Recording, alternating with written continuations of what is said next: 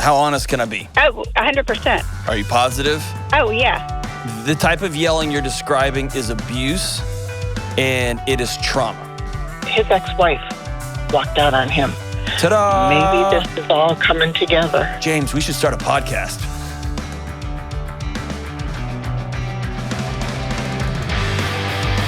What are you doing?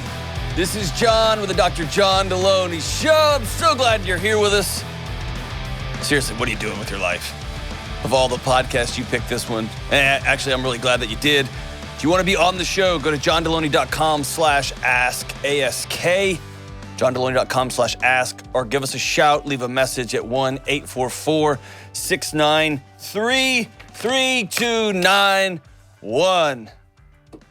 Hold me closer. That song's stuck in my head, man. You know what else is stuck in my head?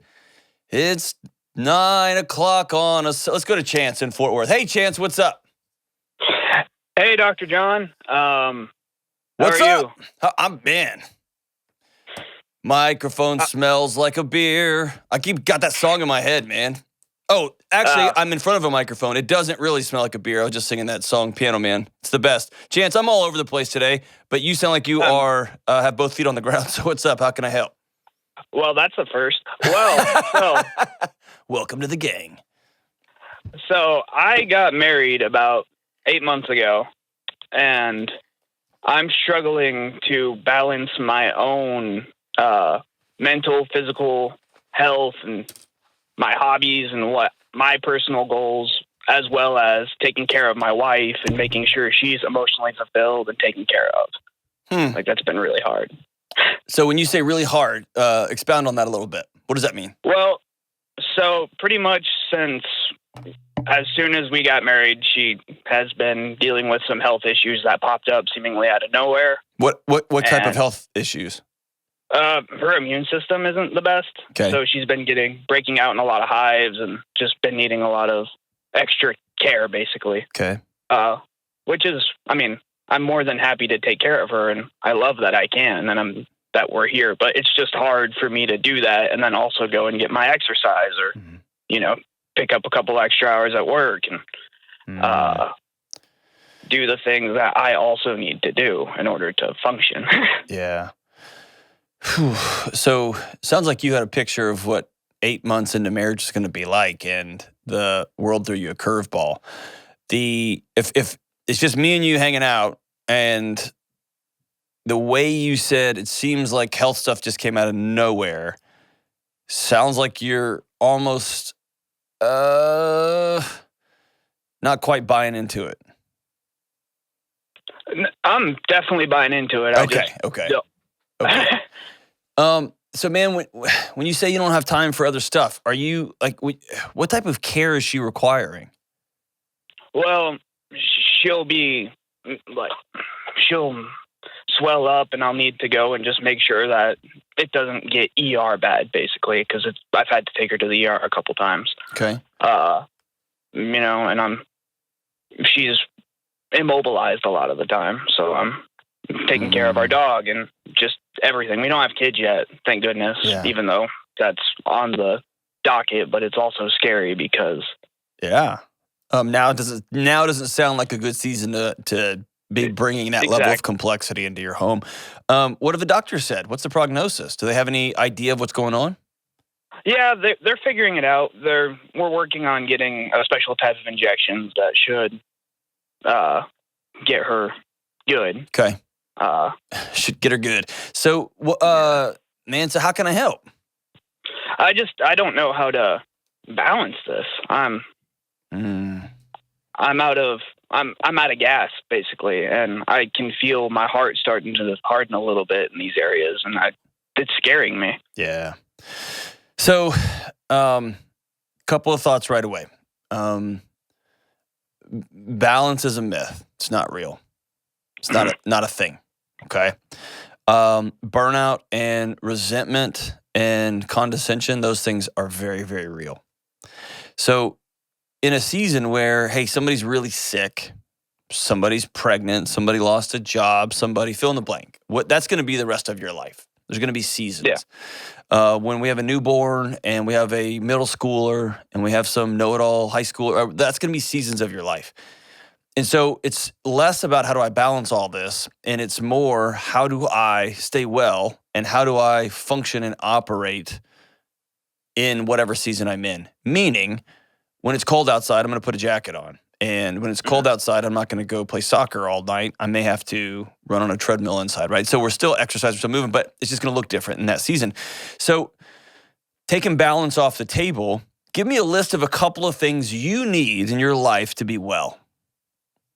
I need my personal time. I need some time to myself. Be way more specific than that. Because that benchmark will move. Do you need an hour to play video games? Do you need personal time? Like I need to go to the gym. I need to go meet with a mentor or a friend. I need to go grab a drink with a couple of buddies. Like, what do you mean by you time? I need time with no expectations where I'm not needed. So that could be going to the gym. That could be video games. That could be going and seeing a buddy. But I just need time where, I'm not needed. So bad news is, brother, you got married. I know. And I'll say, bad news, brother, you're a member of my country.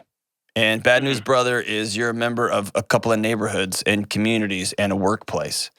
There will never be a moment for the rest of your life where you're not needed unless you unplug, go back to your mom's basement, and never leave. Okay? Yeah, that doesn't sound too good. No. So I want you to take the idea that you're not needed, that you don't have purpose off, and replace that with, I need time for restoration. I need time for connection. I need time for laughter. I need time for taking care of my physical and psychological and spiritual and mental health. Okay? Those things are all super good because you can't be present. You can't help anybody. You can't be good at work or at home or as a dad one day or as a friend if you're not taking care of these other things. But if just this idea of I want to be off, I just want to get in my car and drive away for a while, the feeling I get, but the reality is you've made some choices and, I mean, you're just living in the world, man. So you're in. So I want to drill down and ask you a hard question. Do you want to do some stuff? Do you need some connection time? Do you want to go to the gym? Do you want to go do some stuff with your buddies? Or are you just getting sick of taking care of your wife? And there's not a right or wrong answer. Just be honest. Probably both, to be completely honest. Okay. So I think it's important if you don't look in the mirror and be honest with what's really going on inside of you, you're not going to be able to act. And you're not going to be able to do well next. Every step you take, if you're not honest with what you see in the mirror, is going to be some sort of addictive cover-over. You're going to go hang out. You're going to get angry. You're going to get addicted to anxiety. You're going to get depressed. You're going to get addicted to those chemicals too. You're going to drink a little bit more. You're going to play a little bit more video games. You're going to get a little more annoyed. You got to look in the mirror and say, it's not what I signed up for. And I need you to hear me say it's okay to think that, and it's okay to feel that. All right? You're not dysfunctional or broken or a jerk for thinking, good God, dude, I'm 8 months in, and this is what this is. That's okay. It's what happens next that is about character and mettle and strength. Okay? And character's got two forms. Character's got boundary forms, and character's got action. Okay? Mm-hmm. So sometimes taking care of somebody that we love when it's exhausting is a phone call. I'm not showing up every second of every day. You can't be that for your wife for the rest of everything. You can't be everything all the time, 24/7, 365. You may need to get some help. Do you have some family in the area? Do you have some friends or community? Do you have some skilled nursing that could come be of assistance while you are going to exercise, where you're going to a counselor, where you're going to have to stay at work a little bit and make a little bit more money? My sister's not far. I mean, but is she willing to help 2 nights a week? Yeah, totally. Okay. How does that conversation happen in your home? If you say, hey, 2 nights a week, I need to go to the gym or I need to go fill in the blank, and Sister Sarah's going to come over. How does that go over? Probably pretty well. Okay. So here's what I want you to do. I want you to be specific and take the angst and frustration off I think you're in a season, you said the doctors are working on this. I think that there's light at the end of this tunnel, right? Yeah, totally. So this is a season, it's winter, okay? It's just cold outside. And don't lose hope and don't give up and don't go running into the woods and into the night. It's winter. But I do want you to be very, very specific about your needs. And doing nothing, having no responsibility is no longer an option. You got married, okay? Be very specific about here's what makes me well. Spending an hour or two with my friends, spending 3 hours with my friends once a week, getting together with a group of guys to go serve. That's important to me. Going to the gym 3 times a week. That's important to me. And then there's some of those things you're going to have to work around. Like I have 2 little kids. I used to love going to the gym. I used to love spending all late into the night at the MMA gym. I loved that. I had a gang there. I loved it. And then I had kids. And so I've had to move my gym into my garage with a bunch of stuff I bought off Craigslist over the years. It's different, and now I've come to love it, but I didn't have the hour anymore to drive there, hang out too long, and then drive back. Now I just do it at my house, right? So some of those things I had to shift and change because my life shifted and changed. And I got to decide whether I whined and complained about it or I chose to love what I had. And now I love what I've got. You see what I'm saying? Yeah, totally. And I need you to make sure you find somebody that you can be honest with. And what I mean by honest is that you can say, this week was really hard. And this week was pretty annoying. It was hard. And that person's not going to beat you up for it. They're not going to give you a bunch of dumb advice. They're not going to judge you for it. They're going to say, I'm sorry, man. And pass the queso. Or I'm sorry, man. It's your set to go lift. And then you can have somebody to talk to. Because if you bottle that stuff up, and you don't say it, and you don't say it, and you don't say it, it's going to turn into resentment. And then this thing's over. Mm-hmm. Okay? How close are you to just walking out the door? I'm. Be honest. Be honest. You thought about it. How close are you? And not coming back, very far from that. But running away for a day or two, probably pretty close. Okay. What does the conversation look like if you sit down with your wife and say, "Hey, I'm going to take a day, and my sister's going to come"? Would she be like, "Oh, thank God, I'm so happy that you're going to get away for a day," or would she say, "You're abandoning me and you're leaving me and I hate you"? I feel like if I had that conversation a month ago, it might be that, but now she would be relieved, probably. Okay. So think about caring as you have to take care of you too. And if you're not exercising, if you're not eating well, if you're not sleeping, then the long haul ability you have to take care of her goes away. Mm-hmm. So taking care of you is an important part of taking care of her. Making sure you're well is an important part of making sure she's well. You hear what I'm saying? Yeah. That means you're going to have to ask for help. And here's the big picture. You had a picture of what marriage was going to be like, and it's very, very different. Your wife probably had a picture of what marriage was going to be like too, and it's very different for her also. So even though she's struggling right now, 8 months in, she's sick, you're having to take care of her, it's changed all your plans, you had all these dreams about how we were just going to run around the house naked all the time and having fun, it was going to be crazy, we're going to go on vacations. And now sick, exhausted, tired, you're not able to hang out, all those things. Sit down with your wife and y'all be honest with one another because she's probably got some guilt too. She's probably upset too because she had a different picture also. And let's spend a minute crafting a new picture for what the next 2 months is going to look like. Just 2 months, 60 days. What's the next 60 days going to look like? I'm going to be able to take care of you here. I need to take a day once a week, and I'm going to make sure I've got to get back in the gym and take care of myself so that I can show up and take care of you. My sister's going to come sometimes. Sometimes I'm going to be able to go, and you'll just call me on the cell phone if I need something. And let's get a picture of what care looks like. Make sure y'all are both on the same page. Both of y'all are working together. And my guess is when y'all do that, you're both going to relax a little bit. And one of the greatest gifts you can give a body that's struggling with autoimmune issues, that's struggling with an overactive inflammatory response, is peace. It's peace. Appreciate you being honest, Chance. There are millions of men and women in your same situation right now who are exhausted, tired. They can't say the words out loud. I'm sick of this because I love my partner, but I'm sick of this. So thanks for being brave. Now it's about what you do next. We'll be right back. Have you ever thought about how a lot of us would drop anything to help somebody else, but we often don't give ourselves the same level of care?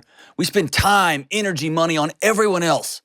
But when it comes to making time for vacation, for exercise, for talking with a mentor, for sleep, even going to therapy, we don't do it. And we don't even realize it. We don't even think about it. You are worth it. This month, BetterHelp Online Therapy wants to remind you that you are important, that you are worth being well, and therapy is a super important way you can show up for yourself. BetterHelp is online therapy that offers video, phone, even live chat sessions with your therapist. You don't even have to see anyone on a camera if you don't want to. It's more affordable than in-person therapy, and you can be matched with a therapist in under 48 hours. Today, Dr. John Delony Show listeners get 10% off their first month. So decide to invest in yourself. You are worth it. And go to betterhelp.com/Delony to get 10% off. That's betterhelp.com/Delony. All right. We are back, and we're going to go out to Mandy in Nashville. What's up? How are you? You never heard that one before, have you? No, never. Hey, listen, my name rhymes with a lunch meat, so same team. There you go. So what's up? Well, I just have a question. I'll preface by saying I've been married a while, 20 plus years. My husband and I mean, if I wrote down all the great things about him, there are many. He's amazing. He loves his family well. He loves the Lord. He's got so much going for him. So I think over the years, I've just overlooked this one thing a whole lot. And now it's just come to a point where I'm finally realizing either I need to see it differently or he needs to change. I'm not sure. But he just has an anger issue. When I say that, he would we have two girls in college. He would never yell at me. He would never yell at them. And no one would ever, fear that. He's very kind. So it's a complex thing. He's this kind, gentle bear on the inside, but his office is in our home. And when he gets frustrated, he yells loudly. And it's to the point where when my girls were little, I would take them out or whatever. And but now that they're older and gone, it's a thing. And I don't know if I just need to suck it up and not worry about him yelling.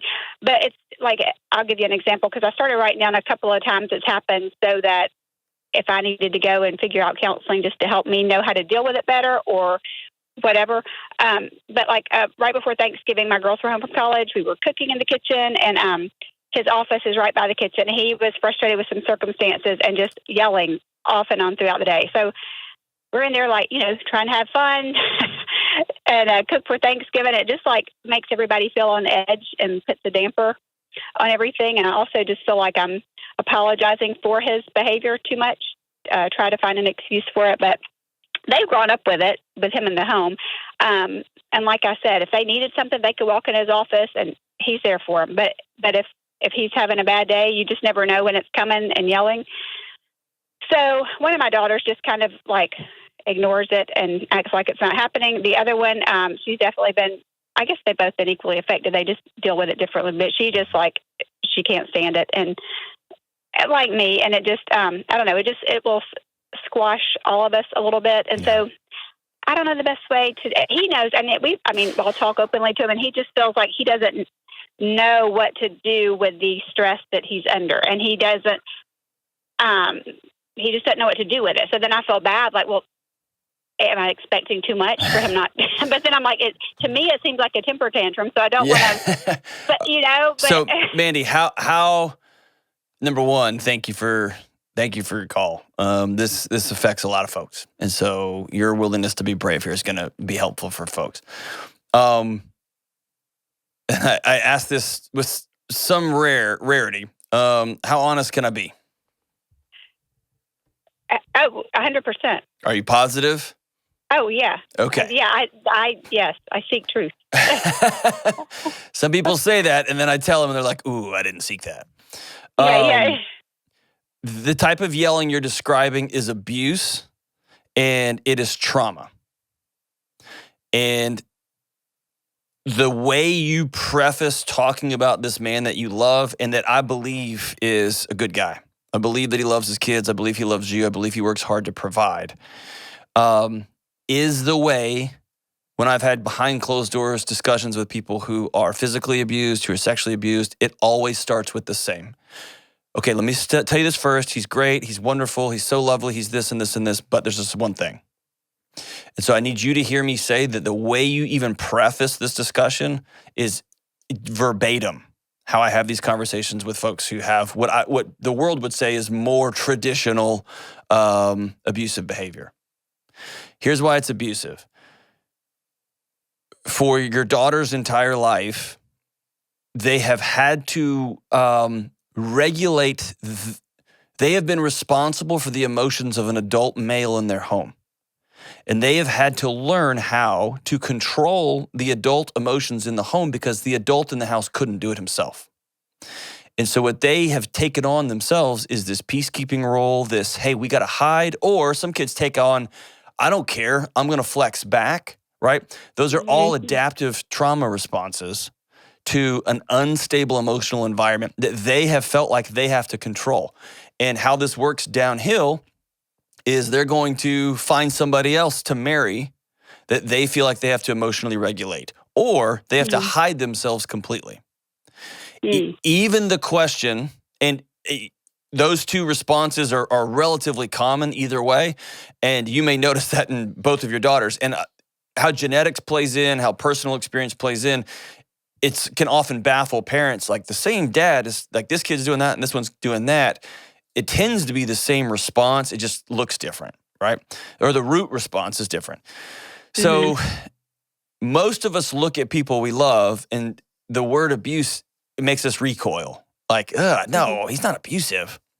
Yeah. If you find yourself apologizing because people in your home are uncomfortable by behavior, if you find yourself saying, hey, kids, let's just get out for a minute while dad does what he's doing. So begin to think through that lens, and usually the light comes on and people go, oh my goodness. And here's one that is common. You know who you've begun to really be uncertain about? You. You have dealt with this for so long that you are willing to go get counseling so that you can learn how to deal with somebody who's throwing a grown-up temper tantrum. So when you stop trusting you, or you start outsourcing your trust to somebody else, that's a cornerstone of, hey, my body recognizes I'm not safe in this environment. And so who taught him this? Somebody showed him that this is how you respond to things. I don't exactly know. His dad is definitely short-tempered, but I don't see him yelling. So some dads, let me catch you. So some dads, they don't yell. They become radioactive. I call it the silent violence. They are if I touch that bear, it will bite my arm off. And so everybody back away. Or he says that one sentence and everyone knows this conversation's officially over. Right. And so that is the same physiological response we have when someone's yelling their head off. And when I say somebody learned this, let me say that in a better way. Somebody told your husband that his thoughts and feelings didn't matter. They needed to keep them to himself. Somebody told him that I don't care how you feel, you will sit down on your butt and you will shut your mouth while that's the picture he received. And it lodges in until it absolutely explodes. And so when he's yelling, who is he yelling at? Well, that's just like, he just yells words. Like he's frustrated with a situation, and then he just feels like the pressure is too much, or, he's always had the excuse, like for a long, I've been working the last few years, but before that, he was the primary provider. So just the pressure of all that, he would say it would just get to him, and like he wanted to, but yet, so he would, if something's going wrong at work, it's just yelling. It's into the air. It's at the situation. So it's into the air, but it's into your nervous system.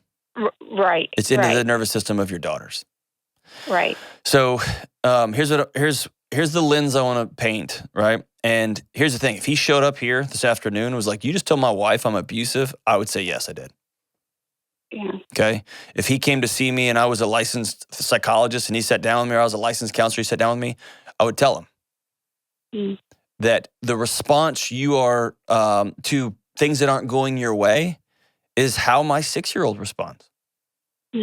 And somehow there's a 6-year-old still running the show for him. And I don't say that in a condescending, he's acting like a baby. But there's some 6-year-old in him that's still trying to protect him. There's some 7 or 8 or 9-year-old that was told some things that he's still cycling in on. Okay. So a couple of things. I want you to start considering yelling as trauma. And I think any sort of trauma response, you're going to have two. One that you've felt, and then there's going to come a moment as you process this, and there's going to be a wave of guilt that comes if it hasn't already, which is, I'm my daughter's mom and I should have protected her. Right. Okay? Right. And if you sit on that for a minute, I bet it's hard to keep the tears back. Yep. And so that's where a gift you can provide your daughters and your husband is to say, I haven't been true to myself and I haven't been true to my daughters for however many years. And daughters, I'm sorry that I didn't get involved earlier. Your dad was never going to hurt anybody here. I was safe and I didn't know what to do and I thought it was on me. And it's not. This isn't okay. And here is where, moving forward, you can't control his behavior. Only he can. The only thing that you can control is you. So you need two things. You need a good boundary and you need choices. Your and now. So the boundary is he needs to know in no uncertain terms that when yelling happens, you choose to disconnect. And here's why your choice is important. Not he's making you, because that's what yelling does. It protects us. It's a 7 or 8 or 9-year-old's response to a radius blast. Everybody get out of my way. I'm overwhelmed. My ability to respond to this has been, it's overwhelmed. You take the power back and say, when you yell, I am choosing to leave. Because when you yell, you are choosing to tell me that you don't want me here. Okay? And so I want you to own that boundary. Because I don't think your husband wants to hurt you. No. But I also think he has chosen not to find different ways to deal with things not going his way. You see how both of those are a choice? What do you mean by disconnect? Like, where do you take, like, how far are you taking that? Because I automatically shut down when he does it, and he knows emotionally I'm just, like, checked out for a little while. Yeah, and so instead of... I just say, when you choose to do that, then you're choosing to not have dinner with me, and I'm going to go get dinner by myself.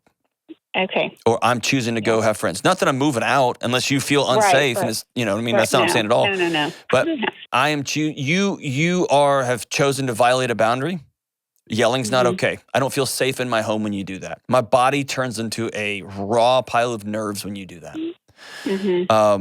And I get sick to my stomach at how our daughters are going to meet men who think this is an okay way to respond to them, to their kids, to situations that are out of their control.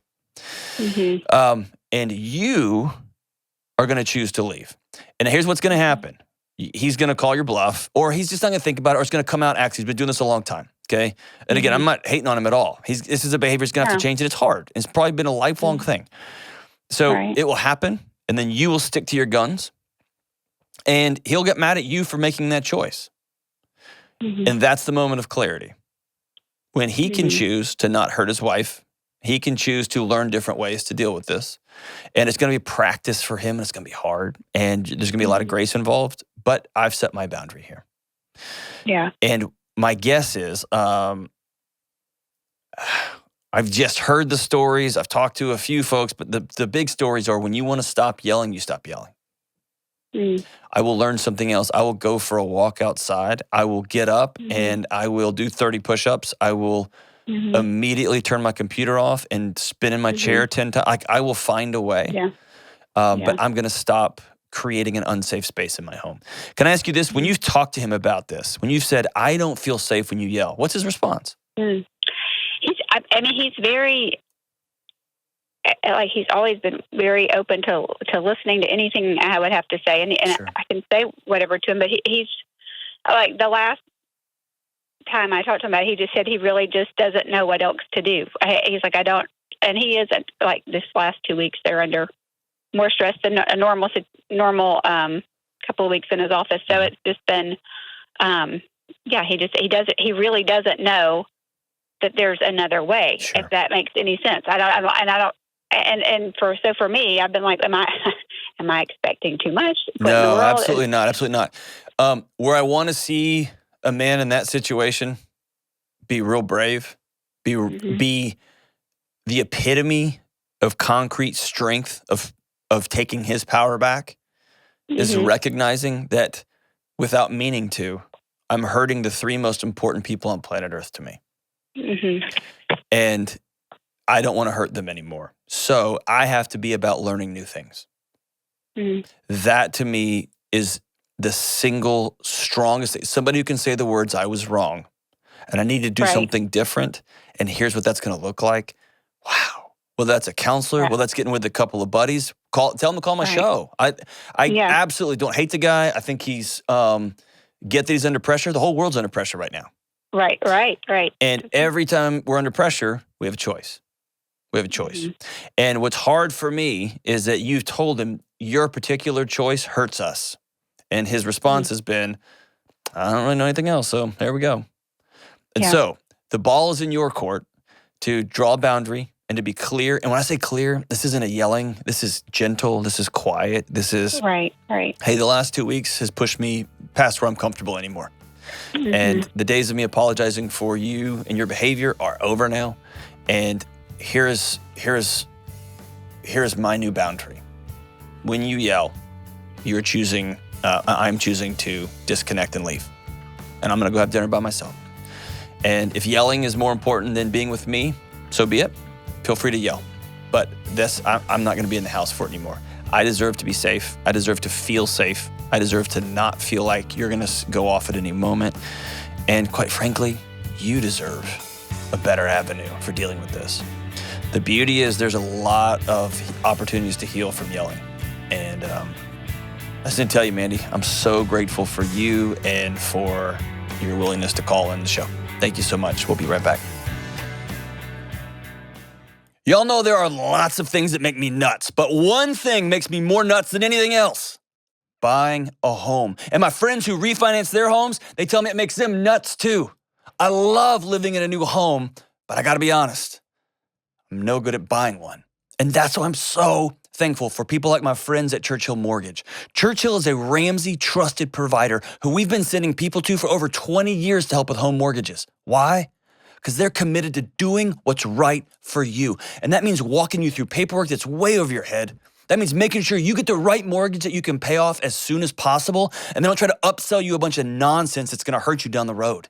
And most importantly, when you're making this big life change, you can actually breathe, because you got an expert and a team who have your back. Listen, if you're about to buy a home and make a big change, save yourself the headache and call Churchill Mortgage today at 888-LOAN-200.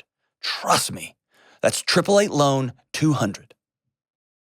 This is a paid advertisement. NMLS ID 1591. NMLSConsumerAccess.org. Equal Housing Lender. 1749 Mallory Lane, Suite 100. Brentwood, Tennessee 37027. Programs are for select loan types only and are not available in all states or locations.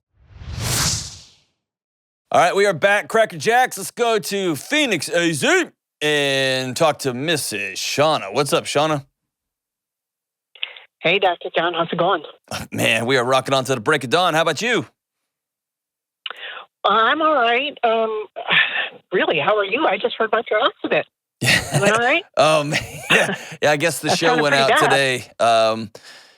Yeah, I'm getting there. It's something happened to my ribs, man. I'm still not breathing right, but I'm doing good. I'm doing good. I did get the estimate back on the Prius, and the Prius is officially Gone. Prius is dead. The Prius is gone. Yeah. No more. So such it is. But thank you for asking. You're too kind. Heck of a way to start the day. I tell you what, that's exactly right. So what's up? Yeah, so the reason for my call is I'm really concerned about my husband because he has no friends. And when I say he has no friends, I mean he has zero, nobody that he gets together with, hangs out with, calls up, has a beer, dinner, whatever. Nobody. The only person he talks to aside from me is his mom. Uh-oh. How old is he? Yeah. He is going to be 64 this year. Oh, okay. Yeah. So his mom, I don't think it's healthy. Has mom always been, Uh-huh. yeah, kind of like the jellyfish with the tentacles around everything? Uh-huh. Yes. You've been married to two people most of your marriage? You know, that's exactly what my counselor has said. There's 3 people in your marriage. Yes. I'm making this up as I go. That feels good. Wow. Oh, man. Yeah. So something's happened recently where you're concerned. What's going on?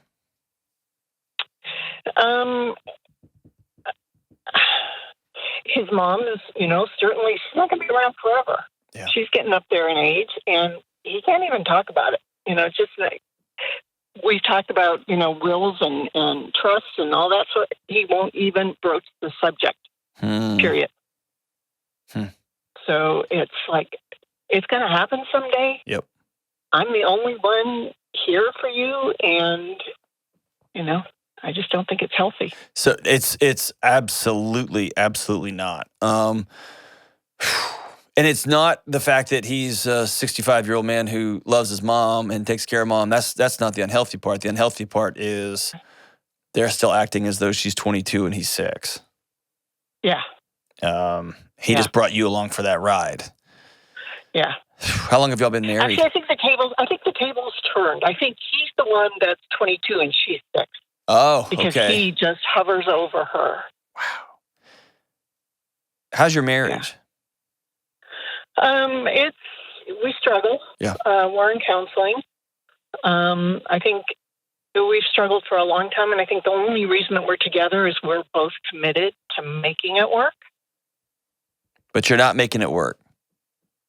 We're struggling. Yeah. But we're in counseling, and So you're not we're making some progress for the first time. Good. So you're not committed to making it work. You're committed to not quitting.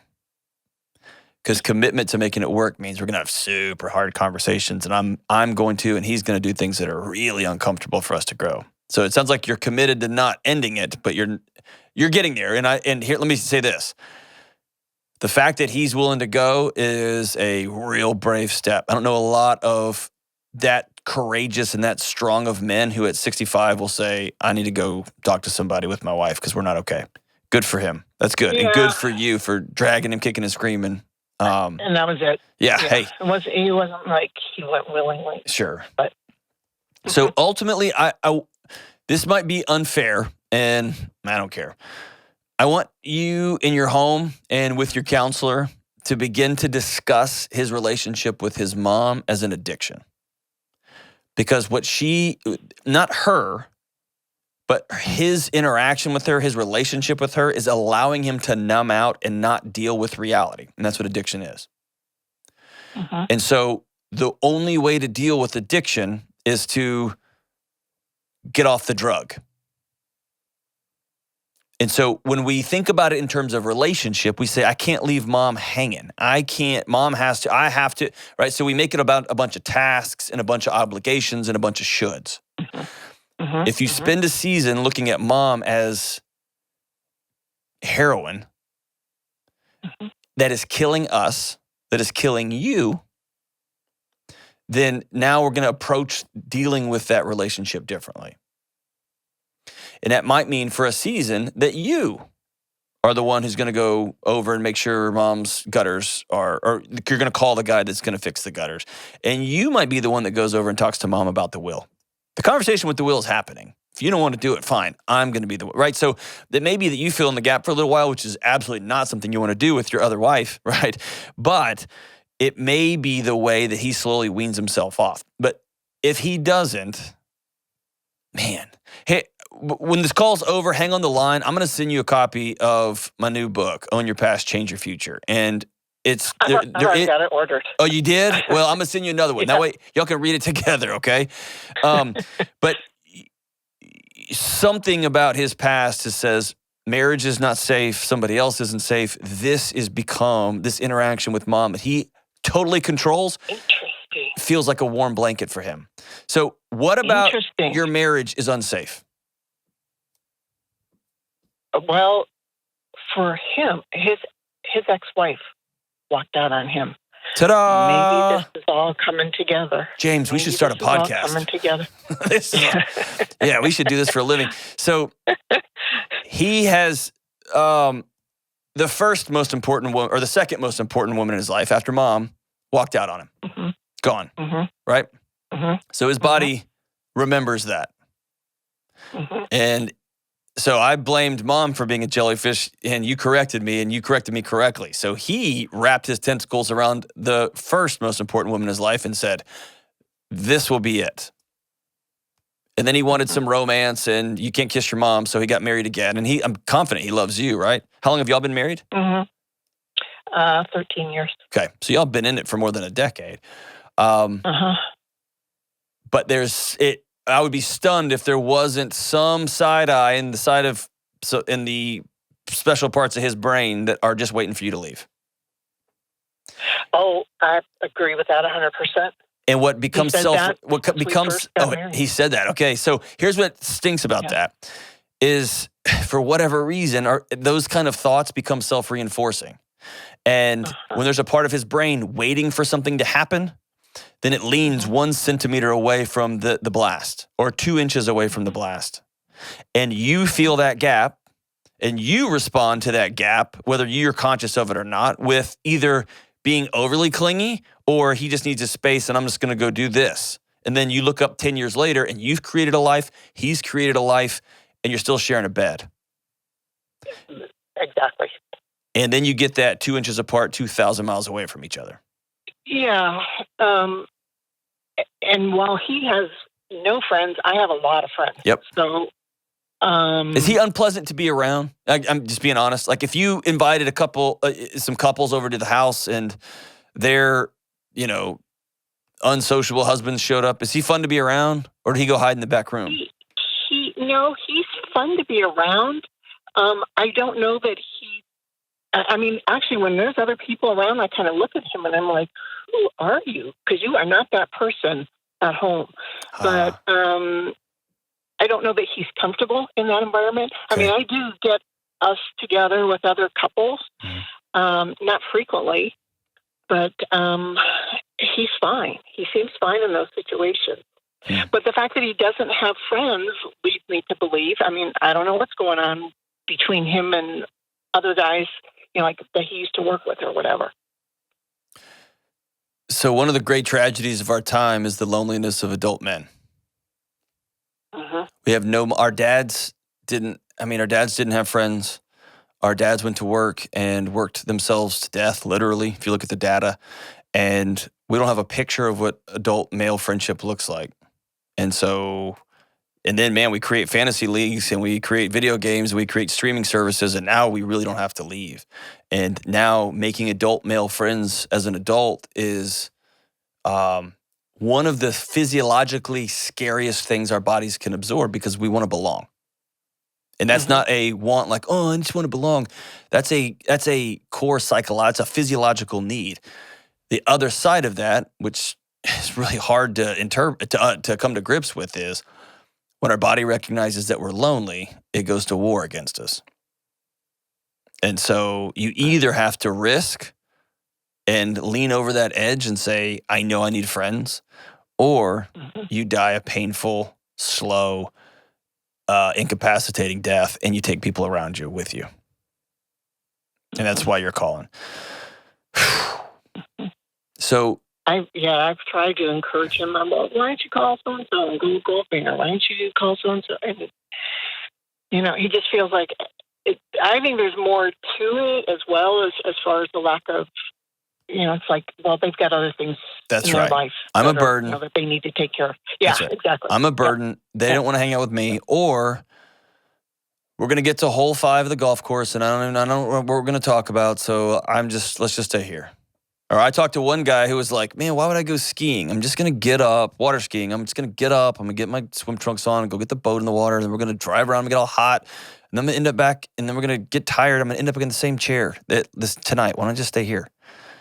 And if you're running low, if you're lonely, if you're depressed, if relationships have hurt you in the past, that has a logic to it. It makes sense. It's true. We're just going to end up right back here. And unfortunately, you end up missing all of life, whether it's movement, whether it's outdoors, whether it's nature, whether it's companionship and friendship, etc. The only way I've seen this thing shift is one of two ways. One is it's by association. One of the partners, so in this case you, says, hey, from this point forward, every Friday night we're having these couples over. And just truth be told, my wife did that to me. I've had some deep bouts of profound loneliness in my life, and what really stinks about that is I've got men and women in my life who I love and I've been friends with for years and years and years, but I have a tendency to isolate myself. I just get home and I'm tired, and I just loop a blanket of distraction around me, and then I call it good. So she said, we're having people over every weekend forever, for the rest of our lives. And so what I had to come to terms with was there's always going to be people in my house. And so I can make peace with it or I can go to war with it. And I decided to make peace with it. And now I miss it dearly. That's number one. Number two was I had a stark, oh my goodness. It's John Caccippo.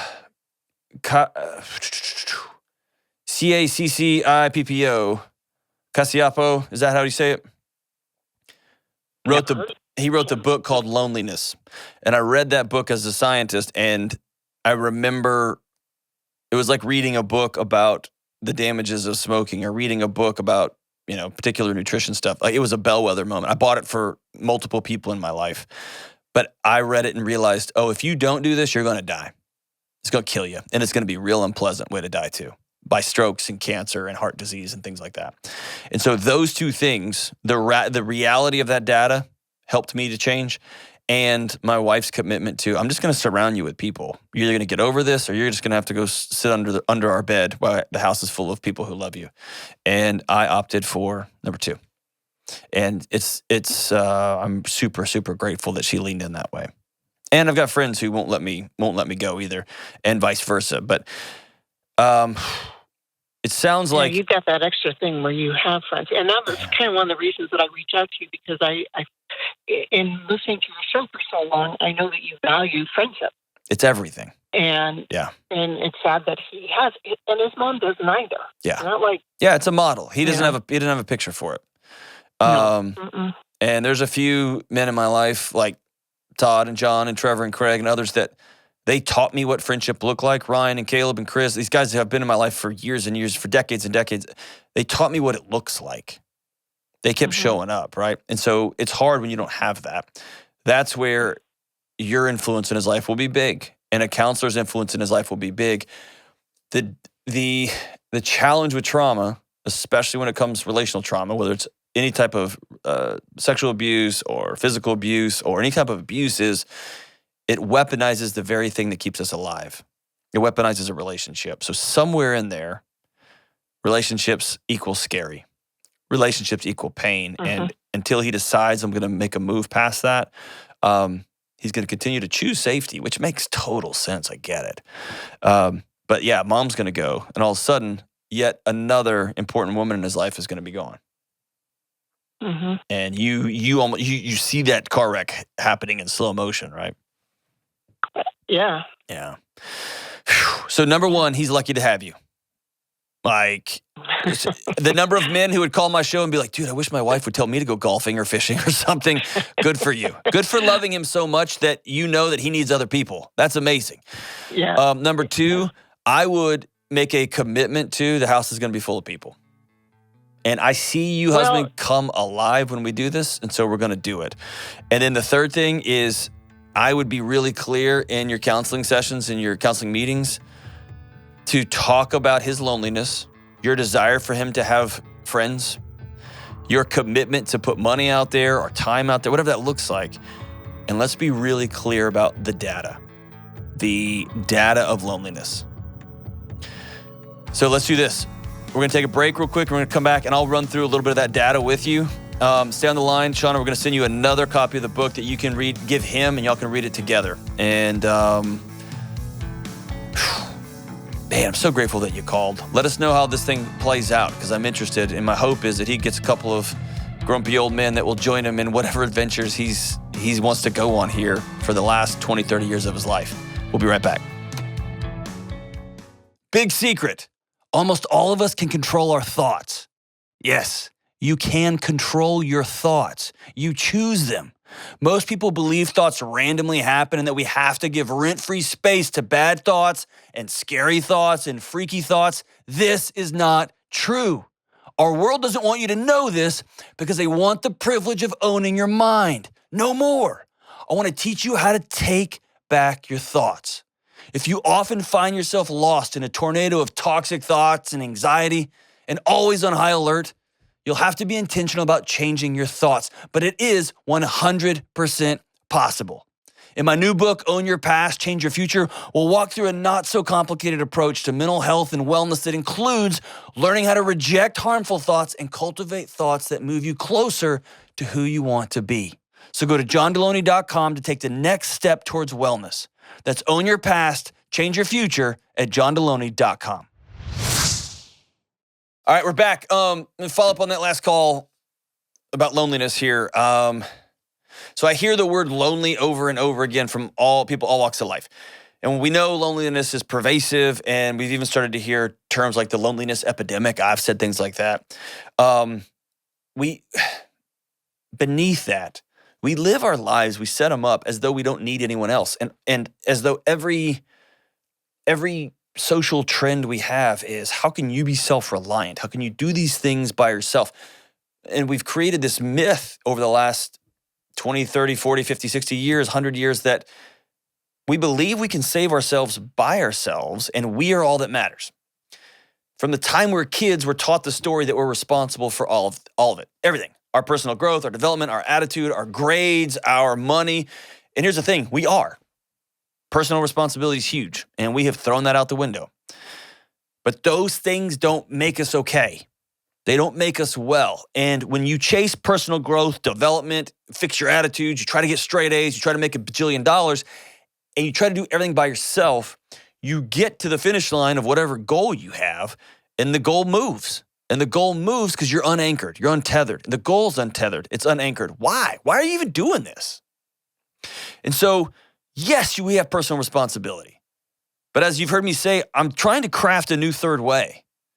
It's both and. It's personal responsibility and you have to have relationships. It's both. It's both. These things that we get, that we accomplish, we achieve, don't make us well. They're hollow. We will die. You will die. Our brains and bodies are literally wired for connection. We need people to know, love, protect, mate, work with, all these things. But because we can't be well alone, you've heard me say this 1,000 times, loneliness is more deadly than smoking. It's associated with personality disorders, impaired cognitive performance, and premature death.